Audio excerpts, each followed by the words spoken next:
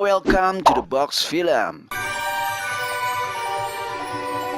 Halo kawan-kawan, terima kasih buat kalian yang selalu pantengin Box Review Film. Oke, kali ini Mimin akan membahas film yang berjudul Marlina si Pembunuh dalam 4 babak yang dirilis tahun 2017. Film ini bercerita tentang janda bernama Marlina yang diperankan oleh Marsha Timothy yang tinggal seorang diri di puncak perbukitan Sabana di Sumba. Ia ditinggal mati suaminya akibat hidupnya yang terlampau miskin, sementara tradisi pemakaman di daerahnya membutuhkan ongkos besar. Jenazah suaminya pun didiamkan saja di dalam rumah sampai menjadi mumi. Belum habis kesedihannya ditinggal sang suami, rumahnya kedatangan para perampok yang dipimpin oleh Markus. Bukan hanya ternaknya yang dirampok, kehormatan Marlina pun ikut dirampok. Kisah Marlina akan disajikan dalam 4 babak, yakni perampokan, perjalanan, pengakuan, dan kelahiran.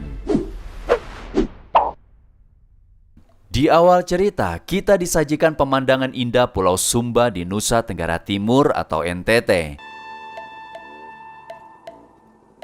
Ada seorang laki-laki berumur 50 tahun bernama Markus sedang mengendarai motor menuju ke kediaman Marlina yang dimana rumahnya terletak di atas perbukitan Sabana Sumba. Sesampainya di sana, Markus nyelonong masuk tanpa permisi. Di dalam rumah ada jasad suaminya Marlina yang diletakkan di ruang tengah, dibiarkan menjadi semacam mumi. Dikarenakan Marlina tidak sanggup membayar biaya pemakamannya. Bahkan sebelum kematian sang suami, ia sempat berhutang biaya pemakaman bayi laki-lakinya yang bernama Topan, yang juga telah meninggal pada saat ia baru berusia 7 bulan.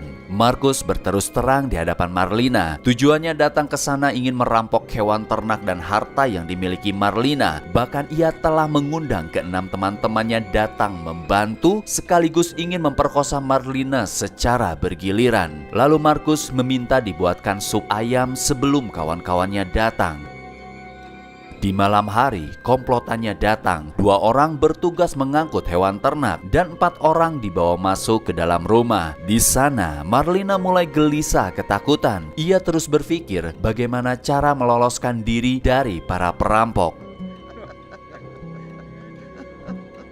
Kemudian ia masuk ke ruangan tengah. Salah satu dari mereka yang bernama Raja menjabat tangan Marlina, lalu lanjut masuk ke dalam kamar. Ternyata si Markus sudah menunggu momen di mana ia ingin duluan menyetubuhi Marlina. Di sana Marlina berpura-pura merias diri sambil menyembunyikan suatu benda. Setelah itu, ia pun keluar lagi dari kamar untuk lanjut memasak sup ayam. Di dapur ia keluarkan benda yang telah ia ambil, dan ternyata itu berupa racikan racun yang akan dicampurkan ke dalam masakannya. Ketika ia sedang mencampurkan racunnya, datang salah satu komplotan bernama Franz. Marlina berusaha menginjak sisa racunnya agar tidak ketahuan. Celakanya, si Franz ingin duluan mencicipi masakan tersebut. Untungnya, Raja datang memarahi Franz agar segera membawa jarahan hewan ternaknya ke markas mereka. Selang beberapa jam, masakan siap dihidangkan. Dengan lahapnya, ke-4 komplotan menyantap makanannya. Setelah racunnya bereaksi, mereka semua akhirnya tumbang satu persatu. Lanjut, Marlina masuk ke dalam kamar membawakan makanan untuk si Markus. Dikarenakan terlanjur engas, si Markus menarik Marlina sampai makanannya terjatuh. Ia dibaringkan di atas kasur lalu mulai diperkosa. Di sanalah ia mendapatkan kesempatan menebas kepala si Markus sampai putus. Setelah semuanya berhasil dihabisi, Marlina mencoba telepon polisi namun sinyalnya berada di luar jangkauan. Ia bingung langkah apa yang harus diperbuat. Marlina sejenak bersandar di pundak jasad suaminya.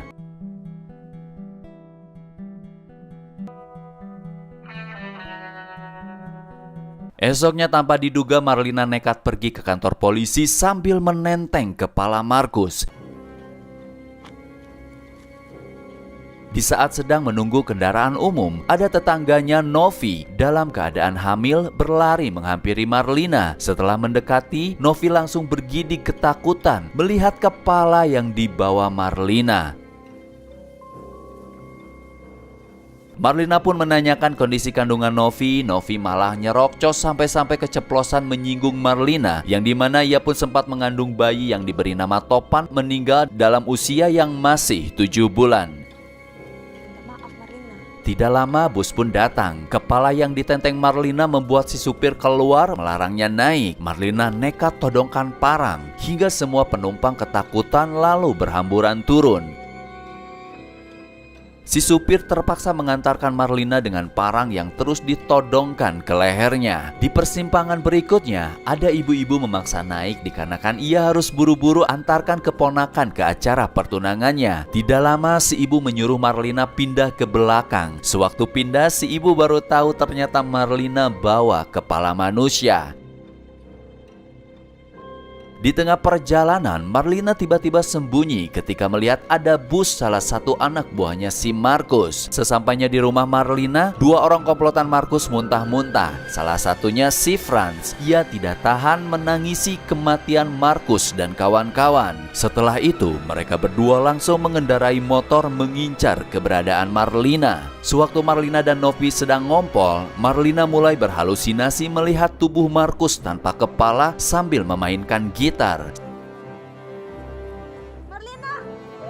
Setelah didesak Novi, akhirnya Marlina mau berterus terang bahwa ia telah dirampok dan diperkosa. Saat mereka mau kembali lagi, celakanya kedua anak buah Markus berhasil menemukan bisnya. Marlina dan Novi sembunyi di balik pohon. Novi pun mencoba menghampiri mereka agar dapat mengalihkan perhatian. Yang pada akhirnya bus pun disabotase dan menculik Novi, si supir dan penumpang lainnya. Untungnya Marlina menemukan seekor kuda milik si ibu, sehingga ia dapat melanjutkan lagi perjalanan menuju kantor polisi. Marlina menelusuri jalan sambil menggantung kepala Markus di samping joknya. Sedangkan bayang-bayang tubuh Markus tanpa kepala masih berkutat dalam benak Marlina. Singkat cerita, Marlina akhirnya sampai di depan kantor polisi. Lalu ada seorang gadis perempuan bernama Topan yang kebetulan namanya sama dengan putra Marlina, menawarkan makan di warungnya. Kini kepala Markus pun dimasukkan ke dalam peti kayu agar tidak mengundang perhatian banyak orang. Marlina memesan sate dan istirahat sejenak di warung Topan. Setelah itu, ia memutuskan menitipkan petinya dan tidak jadi membawa kepala Markus ke kantor polisi. Di dalam kantor polisi, Marlina malah disuruh menunggu beberapa jam dikarenakan petugasnya sedang asik main pingpong. Setelah itu, barulah Marlina dapat melapor semua kejadian yang dialaminya. Ternyata petugas tidak melayani dengan baik, membutuhkan waktu lama dalam proses olah TKP dengan alasan tidak ada kendaraan untuk menuju ke rumah Marlina. Ditambah harus ada bukti visum jika seandainya Marlina memang benar-benar diperkosa. Tidak ada titik terang, Marlina pun memilih segera pergi tanpa mengambil surat hasil laporannya. Ia kembali ke warung dan menangis di samping Topan. Topan berbaik hati memeluknya dengan penuh kasih sayang. Ia ikut mandi dan bermalam di rumah Topan. Esok paginya Marlina pun memutuskan pulang lagi ke rumah.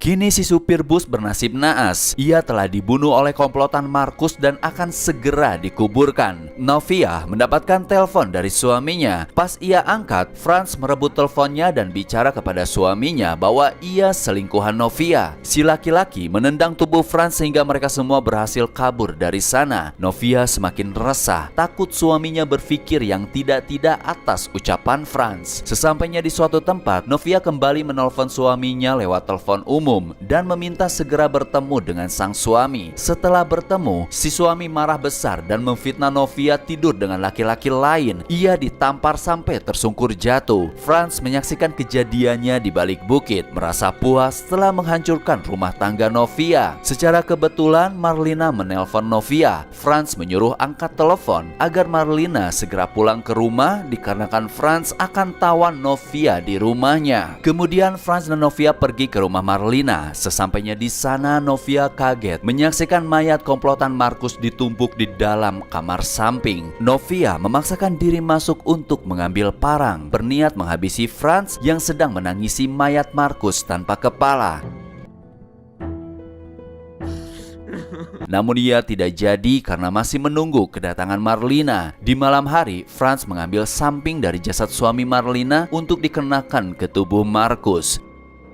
Tidak lama Marlina datang. Franz langsung mengambil kepala Markus dan dipasangkan ke jasad tubuhnya lagi. Novia disuruh memasak sup ayam sedangkan Marlina tetap bersama Franz. Novia mendengar teriakan Marlina yang sedang diperkosa. Ia ingin menolong namun perutnya mulai kontraksi dan akan segera melahirkan bayi. Sejenak ia tahan, lalu berlari sambil membawa parang, mendobrak kamar dan langsung memenggal kepala Franz sampai putus. Sehabis itu, Novia sudah tidak tahan lagi ingin melahirkan bayi. Marlina membantu persalinan hingga bayinya dilahirkan dengan selamat.